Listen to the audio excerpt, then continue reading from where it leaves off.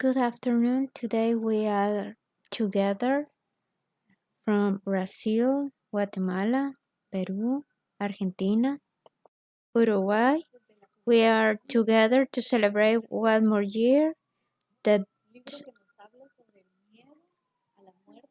the celebration of the publication of a book about the death and the dying, and a book that explains us how Dr.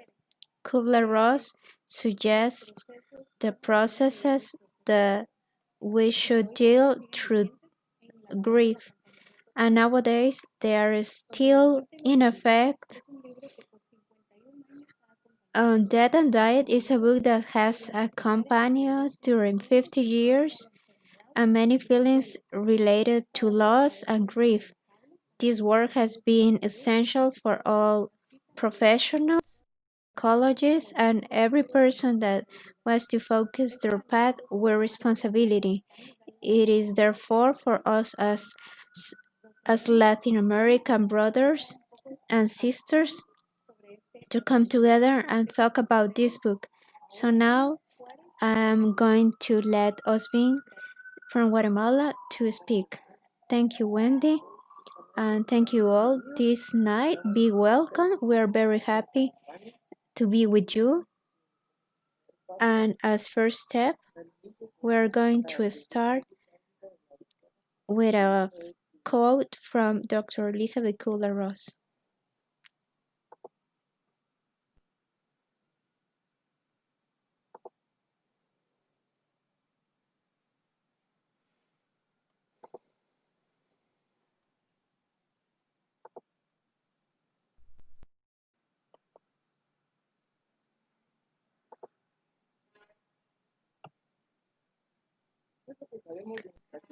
We're going to remember her. We know that she was born in a Swiss family. She was the oldest from three twin sisters.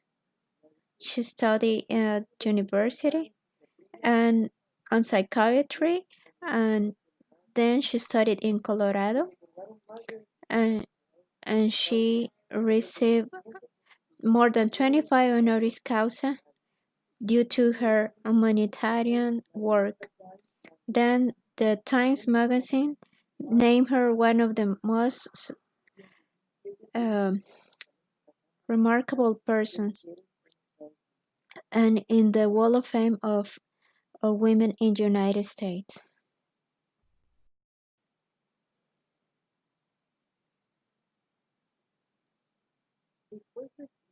After writing this book in 1969, which we are celebrating today 51 years, she started to do workshops, talks. She also accompanied during more than 3 decades to persons who were ill. Her book has been translated into different languages, and all the money that she received from this publication, she used it to help others. She died at the age of 78 years on August 24, 2004. One of her most quotes is that the more that you study the human being towards death, she learned the most about their very deep mysteries. And we will be talking today about her life, her most important findings, and her researches regarding death and diet. This little biography wouldn't be so valuable if we haven't heard from her outwards this call that encouraged her to work on this path. At the end, as we can see in her book about the day, and while being still a teenager, during World War II, got this call about helping others. At the end of the war, she helped others to provide first aid to those who were more needed. Her call started as she was very young, very willingly to help others, especially those in deep need. Uh, she said that she went to the concentration camps. She couldn't believe all the chaos that she was being witness of.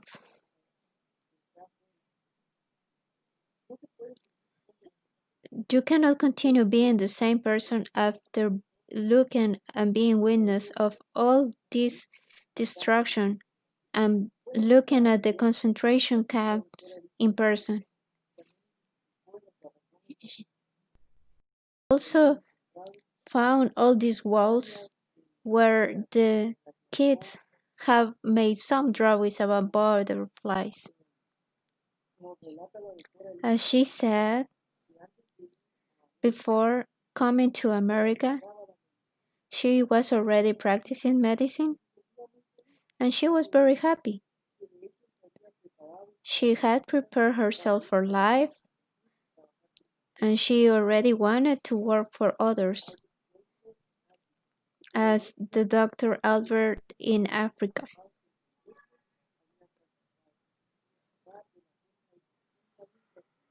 So, is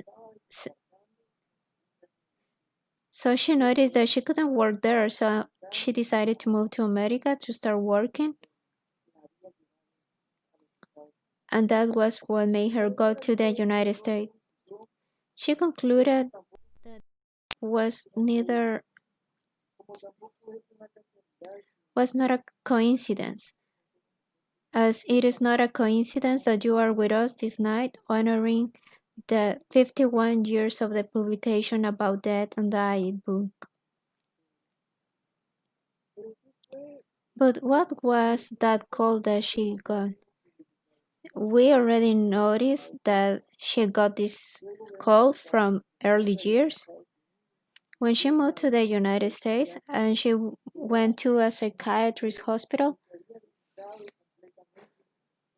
she knew that she was dedicated to all persons who were suffering and were ill. Some people were diagnosed with schizophrenia, and the doctor said that when they started trusting on her and communicating with her, she decided to work with them, to share their loneliness, and she spent time with them even for Christmas, Hanukkah, and after some years, she says that 94% of these disease, these ill people were able to leave the hospital and, and work on New York, and then they work and assume all the responsibilities. She was always caring and providing them her unconditional love. She always said that besides our mind and our head, we will always need to use our heart. And that's our call for you today as chapters of the Elisabeth Kübler-Ross Foundations in Latin America. Thank you very much.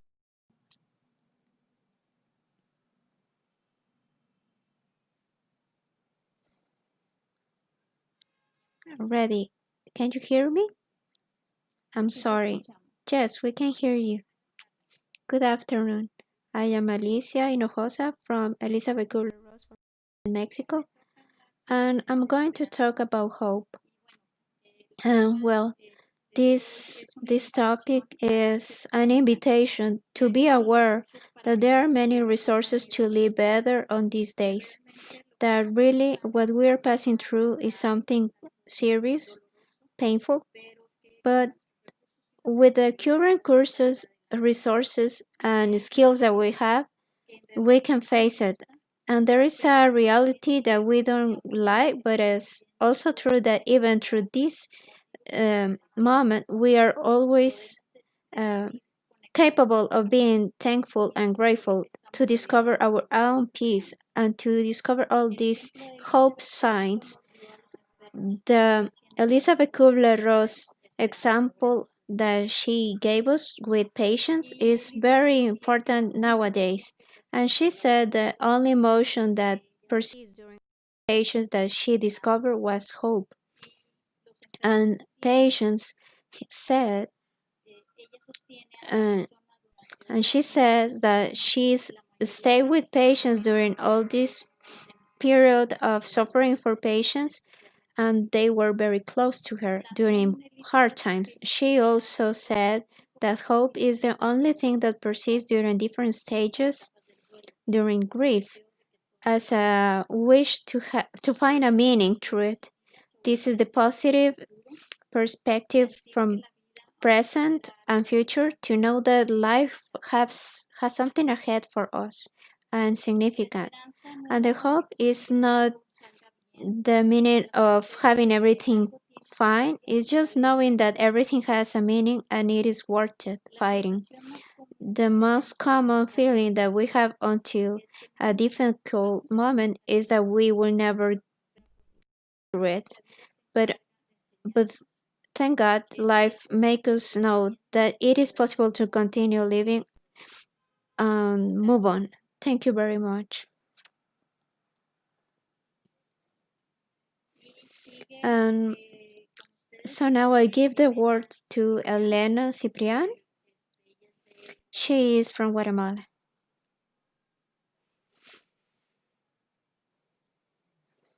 Okay. Good night to everyone. I am Elena Cipan. Tonight, give me a second, please. Um, it's like we all are from Guatemala. I am from Peru. I'm not from Guatemala. But don't worry, it's okay. I'm Elena Cipan and I contribute on the thanatology area in the chapter of Peru as director of this area. And today we are together because of this anniversary, one of the many books that are part of Elisabeth Kübler-Ross' legacy. And today, more than ever, is as all of her legacy something impermanent. Do you know, I checked this book that is like her main work, almost uh, a mandatory book for those that work with patients, teaching, and people. And something echoed with me that I wanted to highlight. This book is important because I have to share my fear to death. And this is the name of the first chapter, which talks about the first to death. So it was impossible not to relate it to our current times, and thus to recognize how human history is changing.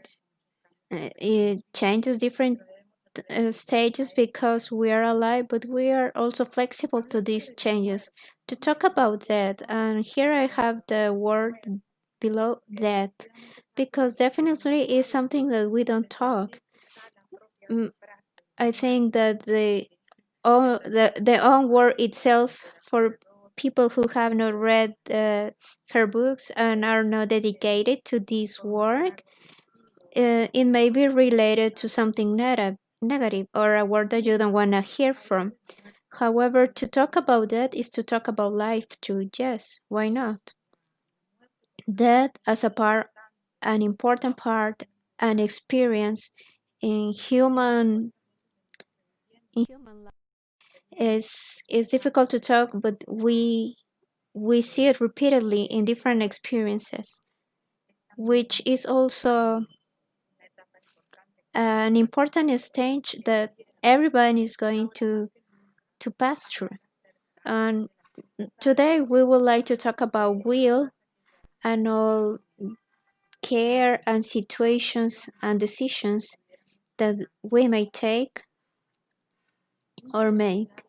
Never to leave aside the human life care.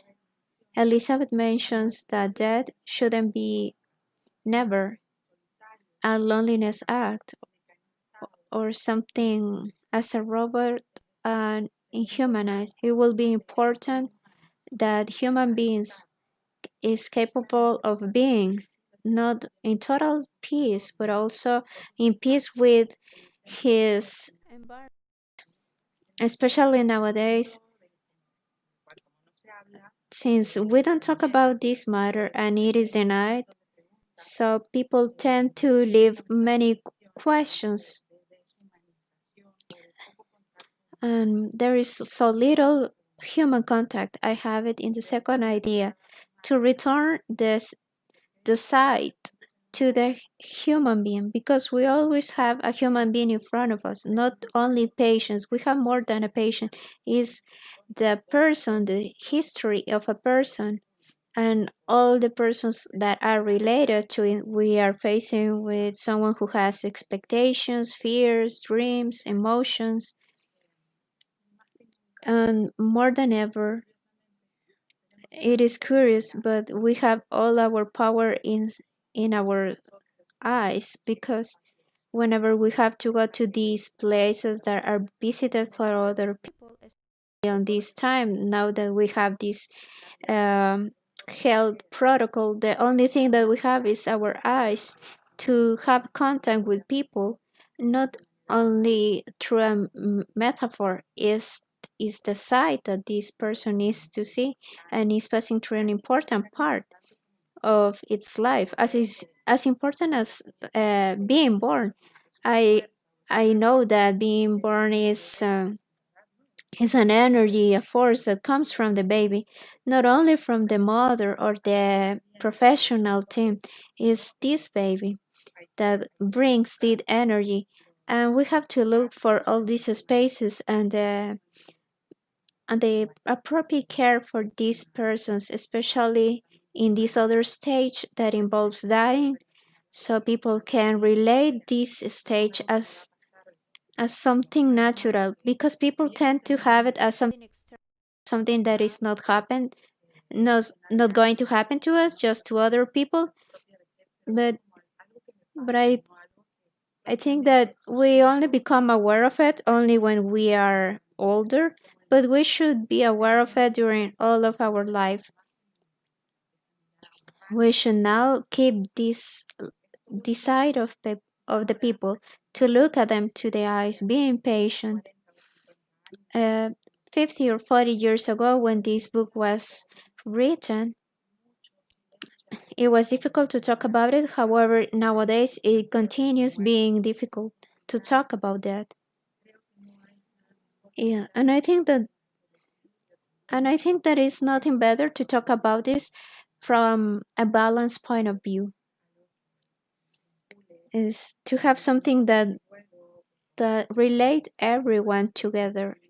Um, in grief and the death of someone closer, that that we know the power of being together. So let's not forget to have visual contact with our patients. The medicine can advance a lot, especially nowadays. We have many means um, like this to be together in an evening through the technology, but we should always get together also in person to deliver something in return to people. And Elisabeth Kübler-Ross always said that she considered important to also focus on the life itself, through our life with others, our family members, and to remember this person not only as it was at the end of its life.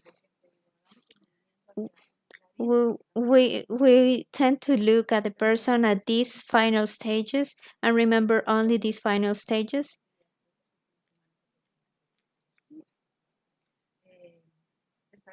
I appreciate that you have listened to me, and I'm going to leave you with Luz Low. Luz? Dr. Luz?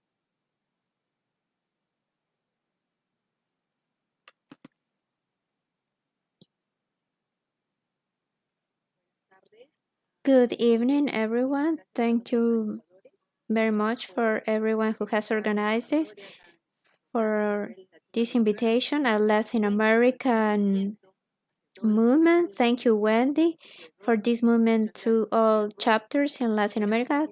Thank you, Ken Ross. I'm going to share with you our work with patients and family members. Something that our dear Dr. Elisabeth Kübler-Ross always mentioned was our teachers. So patients are teachers. And when she wrote in 1969, is even valid nowadays in 2020. How that affects not only patients but also family members. It depends a lot of the stage of the patient, if it is a baby, a teenager, an adult, a person who is in the stage of wisdom, who are those over 60 years, which is now a growing population, and we are learning definitely from them because it's a very interesting group from population because they are presenting some challenges to all health providers and society in general. This process brings some feelings that are very particular for family members, and it depends on the process of the patient or their family members whether this is acute is going to deliver the type of relationship that we can have with them. If taking care of the four quadrants that we have mentioned, the spiritual, emotional, intellectual, and, and emotional. Also, the economic part has some influence if they have studied at the school, what are the family roles, how we can take care of them, if this disease is a terminal ill of or if there is a desire from patient to die. So these stages that are presented by Dr. Elisabeth Kübler-Ross, which are negotiation, denial, bargaining, acceptance, are going to be comprised at the end, so we can find hope at the end. And what she wrote in 1969 is nowadays, on these pandemic days, very important to remember the family of the human being as a center, which also talks about the importance of roles of people and their anticipated will to talk about unfinished business so that we don't have this burden at the end of our days to being available and able to express our feelings, to work with our health providers and those who are going to be with the patients and that family member that is sick, to manage all these rituals, which are very difficult nowadays due to pandemic because we cannot gather with our family members, and then we have to manage the grief of the surviving family members because probably the one who is dying is going to transcend, but those who will continue living are going to be facing different changes. The family is going to change from the diagnosis and will have to continue growing after all these changes after the death of their close one. So, what is required? We need unconditional love, compassion, empathy to say that we are with you, willing to help.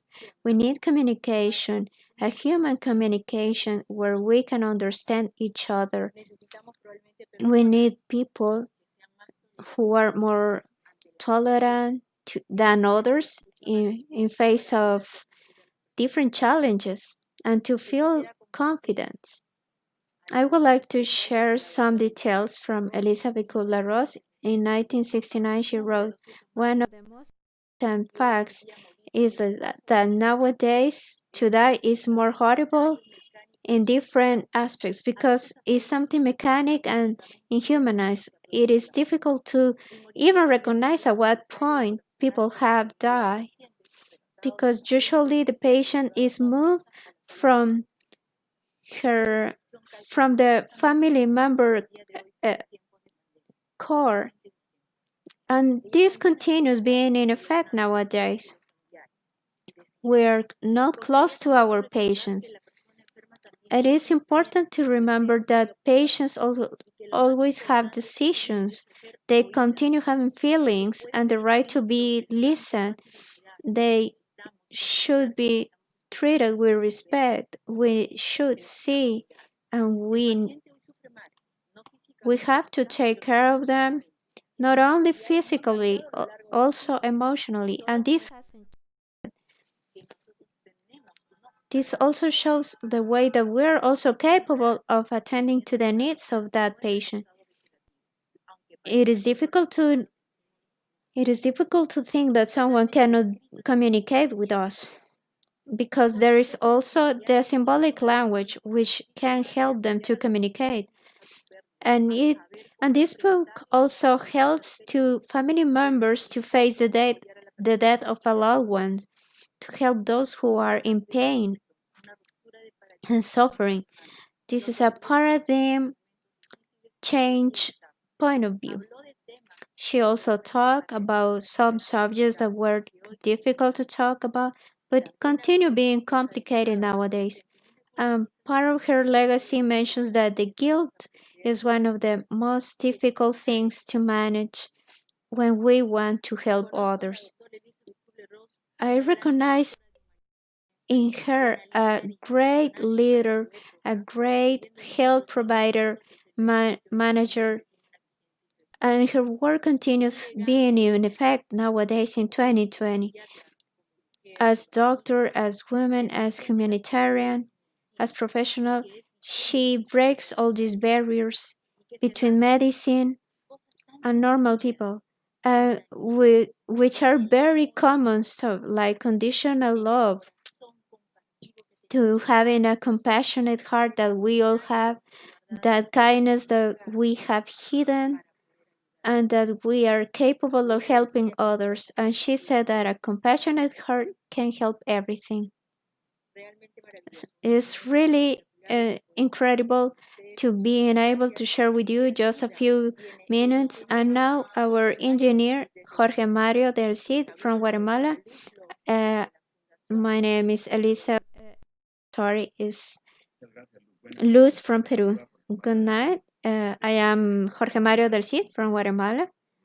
Our chapter wants to help with you this subject, and thank you for the introduction because it's going to help to show the comprehensive approach that Dr. Elisabeth Kübler-Ross used to have. Because the subject that I'm going to talk about is about an spiritual point of view, considering on a comprehensive way what she also practiced. Let's remember that she wrote in her book a part that is very interesting.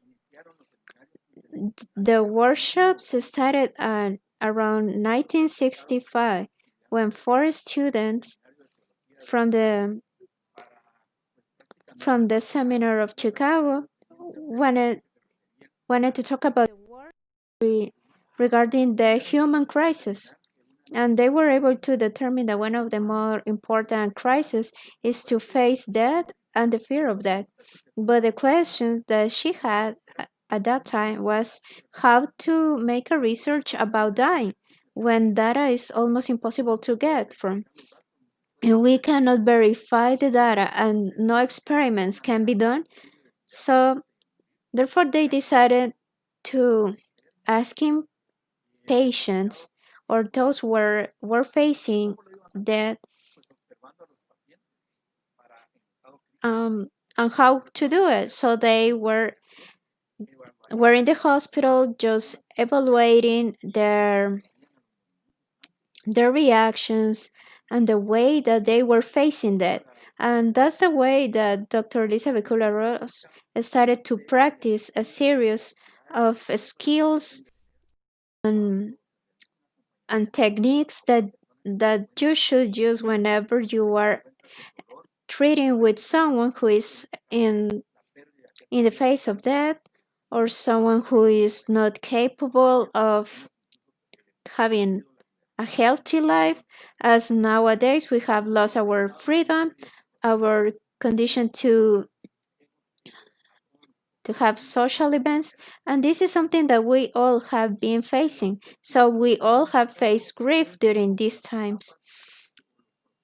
And these stages and processes of the grief and the death are usually ignored, and we ignore the spiritual side. However, Elisabeth Kubler-Ross wrote this part that included everything. She looked for information in the chaplain office. She was very tired and frustrated, and she needed a lot of help because sadly, she couldn't find patients or enough patients to make this research.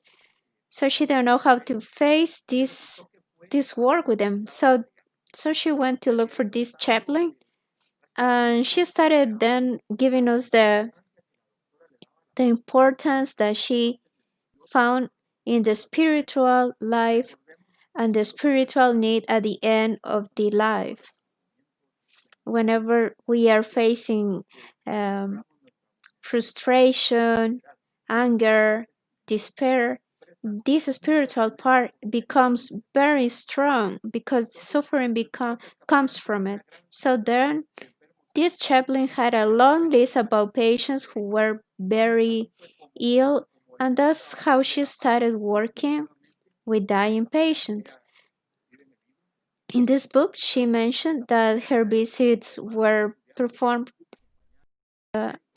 with a student, with a doctor, in addition to a chaplain, so they could do these visits through a comprehensive way. So this chaplain will look at the spiritual care, and in this book, she mentions that she has this book about interdisciplinary care, and she mentions all these parts: the spiritual part from a chaplain during crisis times, or when the family is having a hard time to face the death of a loved one. So this person becomes like a intermediary for them, probably a priest or someone who can talk about spiritual advisory. But this approach changed this worship that had started with only 4 students became a worship that then comprised even medical schools and spiritual schools.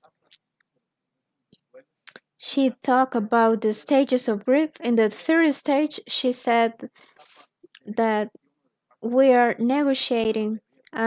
Most people do this negotiation with God, and they hit Him very deeply, or they are only able to mention this to a chaplain or this spiritual advisor that is with them. Therefore, it is very interesting that when people share, they promise that in exchange of living longer, they will dedicate their lives in service to church or in service to God. At that time, Elisabeth Kubler-Ross mentioned one story when a patient asked to read some chapter of the Bible, and she wasn't used to do it. But then she remembered the importance of the human being as on a comprehensive basis. So she decided that she will do it herself because it wouldn't look okay to call a chaplain at that moment. So I'm inviting you to look at this book from the comprehensive point of view of the person, and to remember that a spiritual part is very important in human beings, and that it also is considered within this book by her. And that's a way to change our general perspective. This is what I'm sharing with you. Thank you for your attention. And now I'm going to call Cynthia from the chapter of Argentina and Uruguay. Thank you very much. Thank you very much.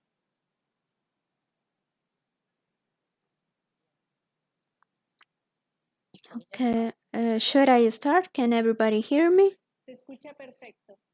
We can hear you perfectly. Thank you for confirming. Well, I'm going to take some of the points that my colleagues have already mentioned, who have made a very deep summary and very varied about Dr. Elisabeth Kübler-Ross' contributions so many decades ago. We're going to rescue, first of all, the deep change that she she made about death and dying. And I guess that to everyone who have read these books, this had changed our paradigm.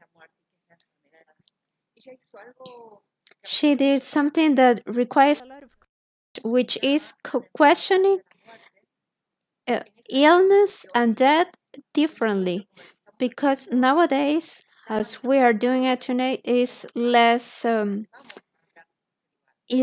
difficult. We are more people who are facing these challenges, but she did it on that uh, time where it was difficult to see a patient where it was almost at the end of its life.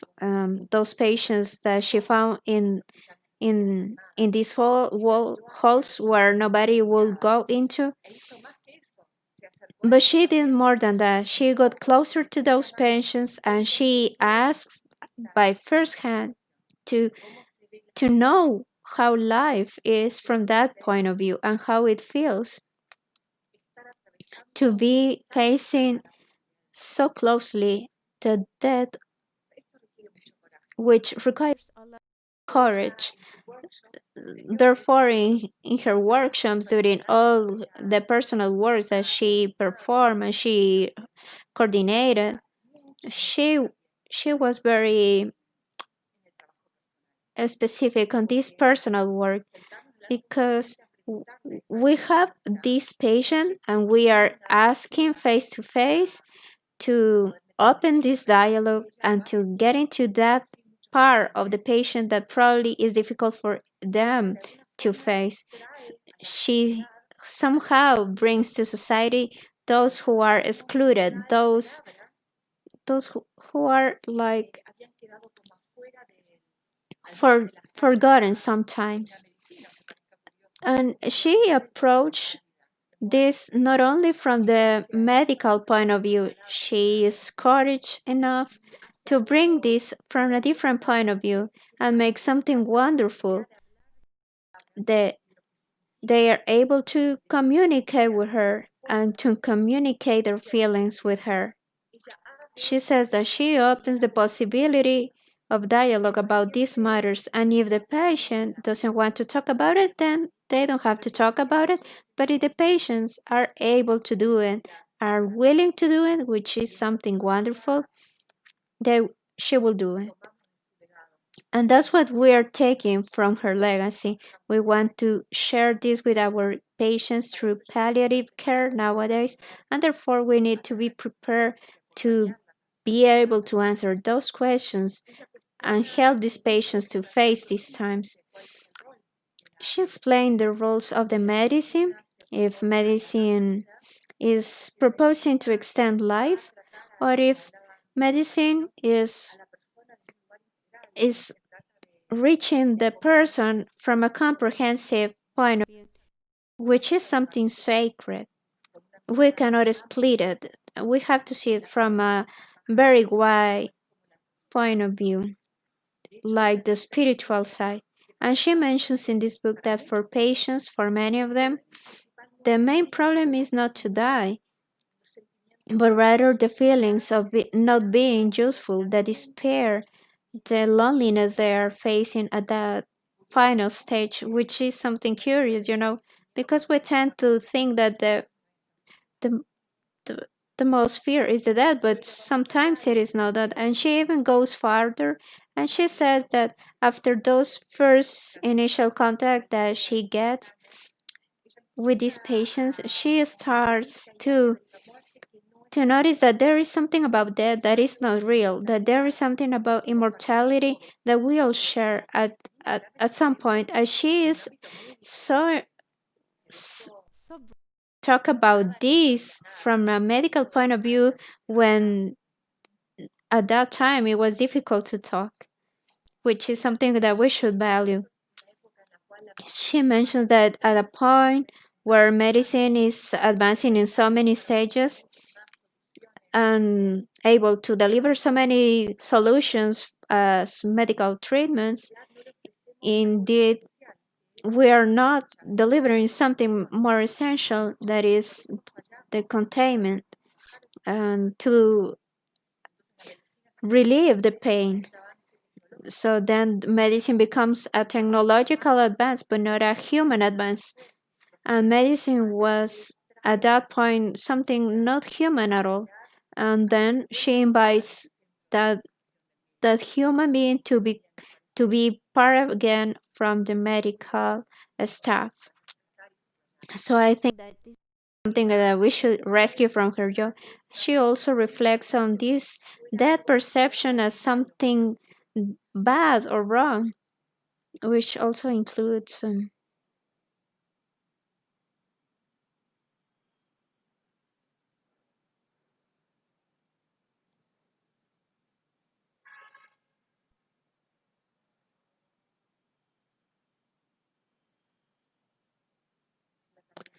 the emotions that are faced towards that, and to see it as something natural. And she is brave enough to talk about those feelings and emotions without judging them.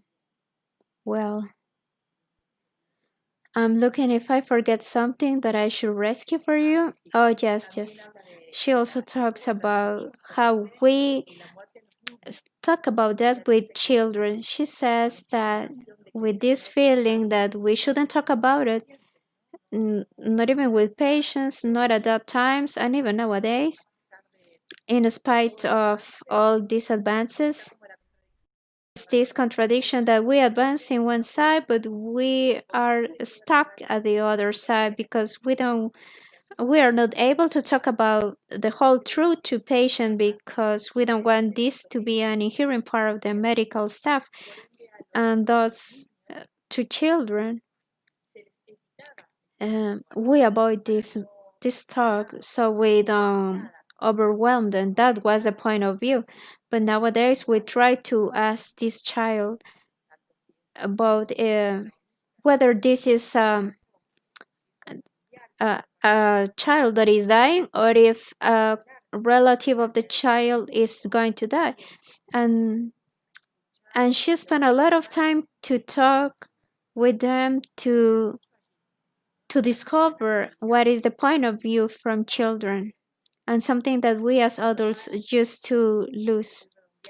So I'm going to summarize, establish the foundation, at least from a point of view to see death and illness and these big words, how to be there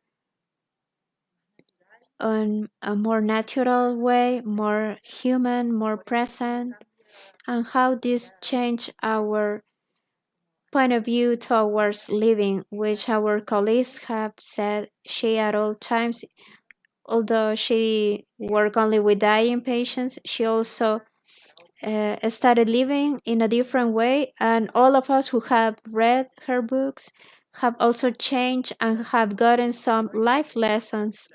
Thank you very much. And I'm going to uh, bring Will Carroy from chapter of Mexico. Good night to everyone.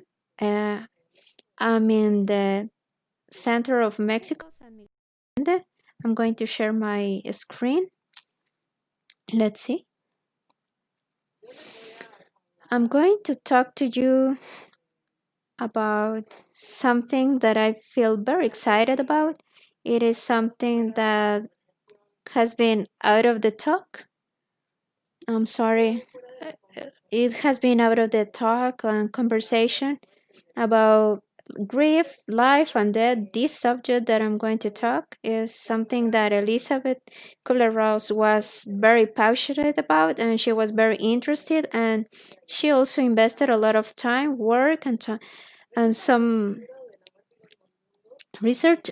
It results that Death and Diet also included the 13th chapter, which includes the after life after death, and which her best friend. Okay, I'm going to share this quote first. Uh, 51 years ago, she was convinced that we were at a new era, a new age, where we could talk about different point of view and to include the spiritual side to our work. But at 1969, probably was starting a new age, but it was not the right time for people to be ready, or public or colleagues being ready to talk about matters that are more challenging to be proved. And Elizabeth was very involved, starting from the work that she did, which is in the book on death and dying. When she started the interviews with patients as a teacher, she started that these experiences, different and difficult to explain, were arising, and also coincided with the research about uh, death close death experiences, and her work with patients and dying patients as well as relatives was something that could help us to approach these matters which are not so scientific or medical, like talking about what happens when we are dying, what happens when a dying person get close to death, and all this stuff that happen.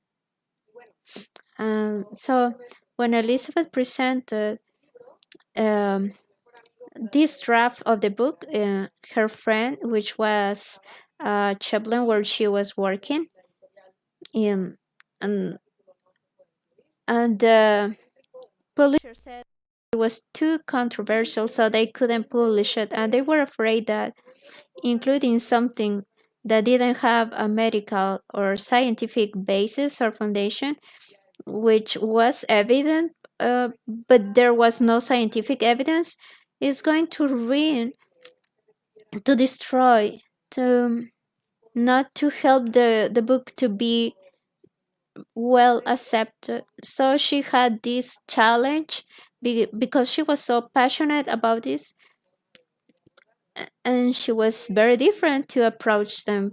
Many people lost their trust on her because they thought that she was probably mad, but honestly, it was a very passionate side of her work, which is something very important. Because if we work in hospitals, in hospice, we if we are dealing with dying people, we are going to experience this, which are not only stories about life after death, but spiritual experiences that are mystic and happens to dying patients and to people who has this closeness to death. So it results that now that many of these books have been published with the work of the and all of their talks and her workshops and talks, and after all this work, it results that this is one of the chapters that are the most frequently sold in Germany and other countries. Something which results very interesting for me is that Elizabeth makes a parallel work about um, the close experiences and also the dreaming and experience from human beings. Some people talk about some experiences that they don't remember very well, so they don't know if they were true. So it is said that one from 10 persons who are resuscitated or come back from death, or um, just a percentages of us also can remember our dreams. But here we have some of these matters that we have explained about Elisabeth according to her chapters and her books, and all these books that were published after the publication of this book. She was very involved on some research about uh, close to death life experiences. She she was herself subject to these investigations, and she had a personal experience and different experiences created at a scientific point of view.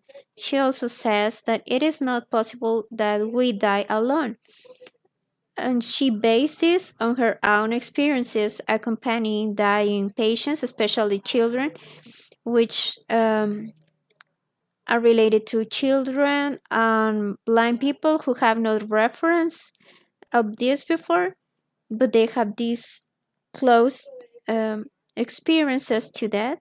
And this idea that we never die alone, all these persons who have reported these experiences, these near death experiences, mention that we always have someone who is waiting for us, someone close to us, or someone who have died before.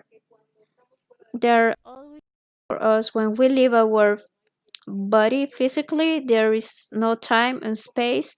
It's like we are like a thought, something so fast as a thought.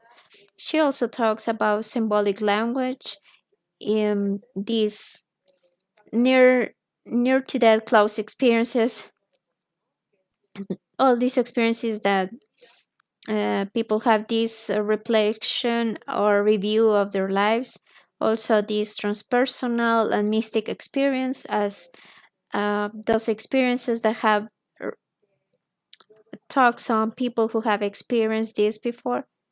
And she mentions this as a mystic awareness.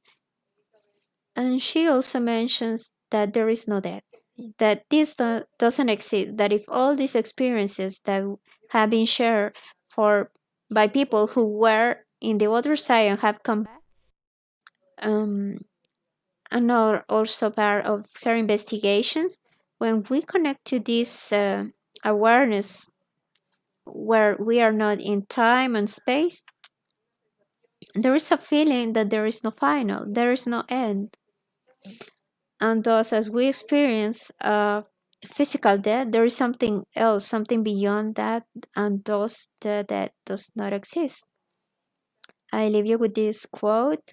We are close to many persons who love us, to many presences that guide us through the path that we should follow to fulfill our destination purpose, and probably we can feel alone, but if we were aware of their presence, we could communicate with them before sleeping, before falling asleep, and we can ask them to please let us know their guidance. And we can also ask them for guidance in our dreams, those who have been related to their dreams and uh, are aware that our questions are very true at this stage, and we can get related to our spiritual part, and we can also get some guidance from our inner self, that immortal part that we call the butterfly. And this material that I share in order to share this information from the Elisabeth Kübler-Ross point of view is from, I'm going to end this so that you can look at the source where I got it from. Is a book that I don't remember how it is called in Spanish, but these are the books besides all of these talks that had been recorded, I guess that it was in the 80s, where Elisabeth was presenting these matters. And for me, it is a very important part of her legacy that was probably buried after many uh, different changes that have been done to the 5 stages. Um, the 5 stages were very misunderstood. Then, besides this, uh, as my colleagues have mentioned before, I think that is a very important stage for dying sick people. And when we don't talk about this faith on the spiritual side, and also about that we cannot explain that happens but we cannot explain during our dying process. And then when those who survive have these experiences that could be wonderful, but since we don't talk and we open to them, we are limiting ourselves to have this relationship with our loved ones who have already died. And this gift that Elisabeth has uh, brought to us is something that we could still continue sharing. And having clarified this, I'm going to present you Rodrigo Luz, our friend from Brazil. Hello. Good night, dear friends and colleagues. We're going to start. I don't speak Spanish very well. I'm going to be speaking from my heart to everyone. I learned to serve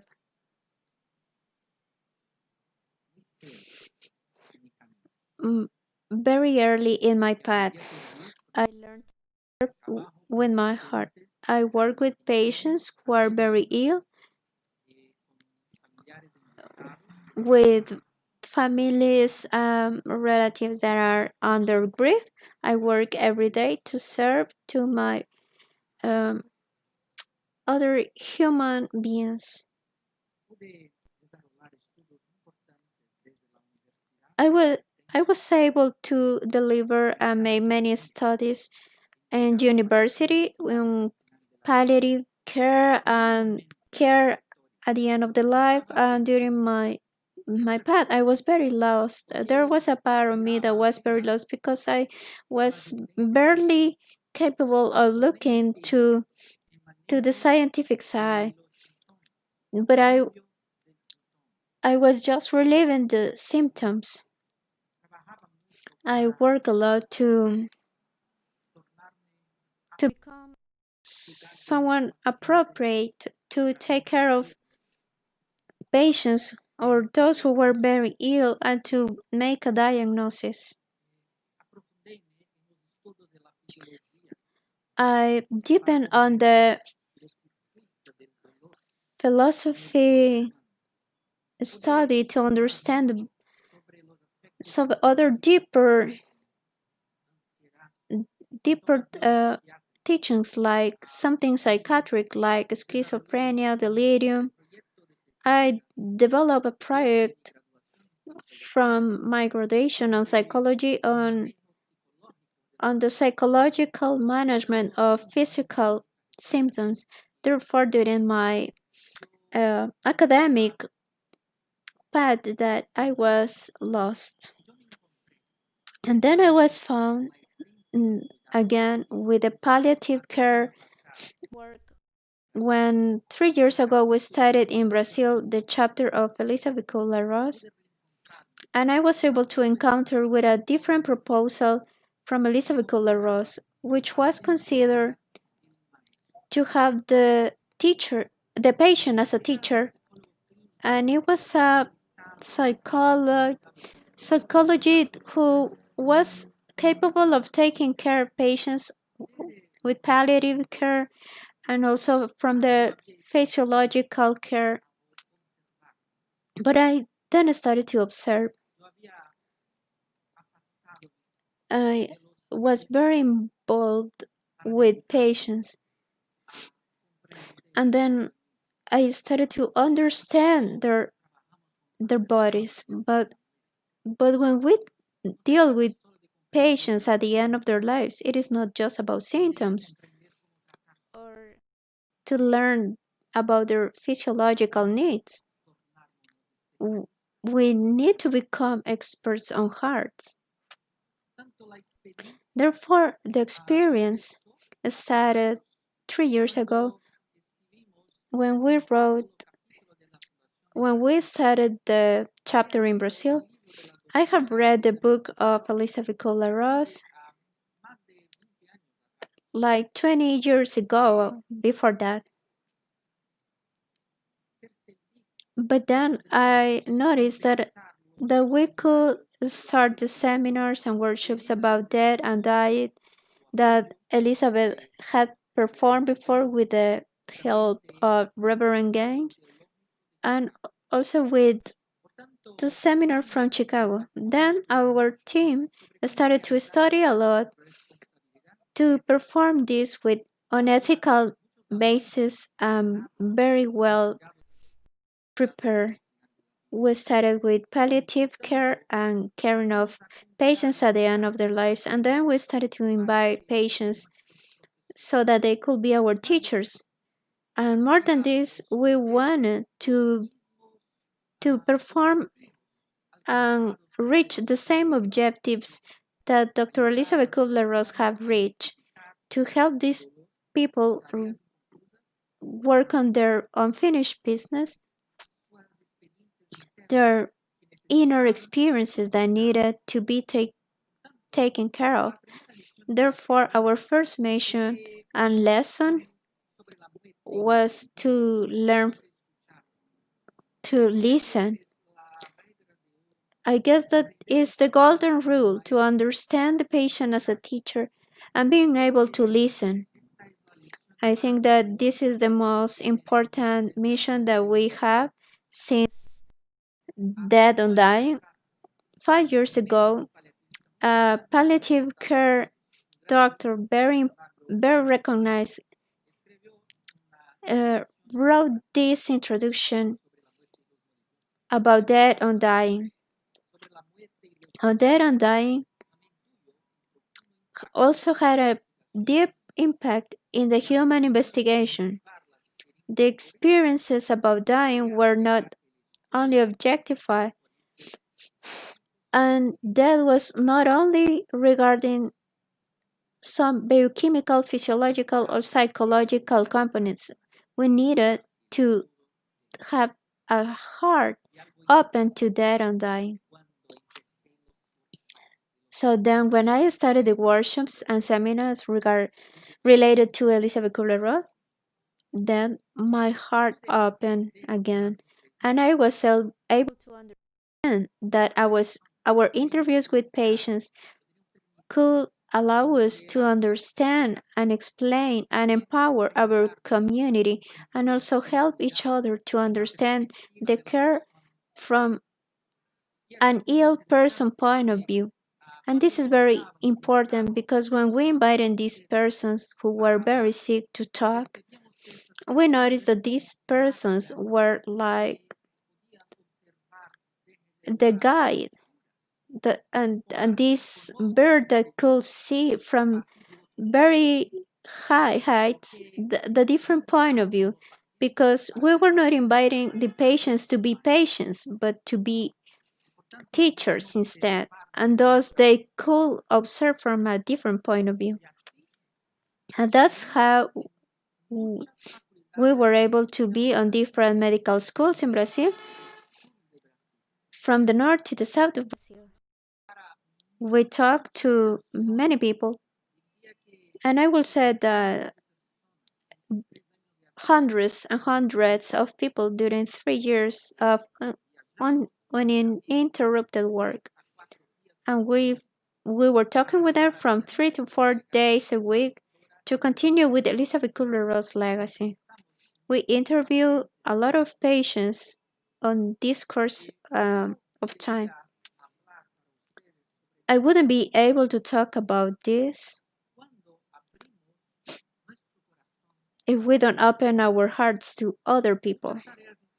Many unfinished business, pain, suffering, show ups. During these workshops, we have helped people to make a transition, a deep transition, to walk through the night, to the dark night of the spirit, to, to find again the light. Something very important because many professionals of health are registering these workshops because they want to learn to take care of patients. And when I listen to them, I notice that there are of the old Rodrigo talking. That one who used to believe that in order to help people, only have to focus on the symptoms and the physiological needs. But then I discovered through my own experience that the compassion and love is what heals people. During 3 years, we could have many things. We interview hundreds of patients, and we saw it through our workshops. 5,302 students. We performed 72 workshops during 3 years, and we work with universities in Brazil. Most of them were in Rio de Janeiro, and we were performing workshops during the weekends, because there was a great interest to attend these seminars from Dr. Elisabeth Kübler-Ross, working with the same methodology that she created. And it was interesting that some people require us to travel to different cities of the country. So then we started to talk with other people within the city with the help of some students from university, and we started to take care of the patients from different cities in Brazil. Very important things started to happen then. Whole hospitals started to inviting us. They authorize and allow officers to attend these seminars. We will interview very ill patients in hospitals. This is a hospital in the center of Brazil, from the central region of Brazil, around 2,000 kilometers from Rio de Janeiro, in the city of Goiânia, from our main city in Brazil. Here, all the staff from the hospital was learning to take care of the patient. This day, a very ill patient was interviewed in our seminar, a person who had AIDS, and she was facing a very advanced stage in this disease. 6 months after that, she came back very proud to have had this opportunity to help other people. And all that were there were very excited because she talked about her life, about her experience of deep suffering. We were able to interview her after that. Then she retired from the room as Dr. Sylvia, and we started to help other people to identify their own unfinished business, their own pain, fear, sadness, difficult emotions, and there was somehow of frozen feelings, and we were able to help them transcend, to move, to find relief. This experience has marked all our students in different parts of Brazil. Something that I learned from this experience was that I shouldn't worry about the end of the physical body, but rather our concern should be to live while we are existing. to set free our inner self from death, which involves to to live after a fake self, to be proved to the external world, and to deliver this experience of having our own self experience. It is not about performing workshops or seminars, it is about listen. Being able to listen, and we all can do it. It is just to focus on the legacy of Dr. Elisabeth Kübler-Ross and to request to have patience as our teachers. Therefore, we will be honoring a legacy of unconditional love, compassion to the end of their life. Thank you very much.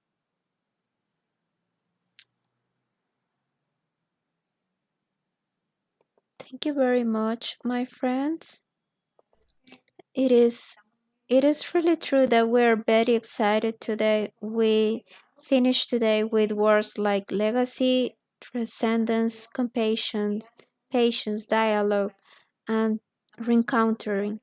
We appreciate to Argentina, Brazil, Guatemala, Peru, Mexico, Uruguay, and all Latin America who have joined us on this event, honoring and celebrating one more year to Elisabeth Kübler-Ross, and of course, the publication of the book on death and dying.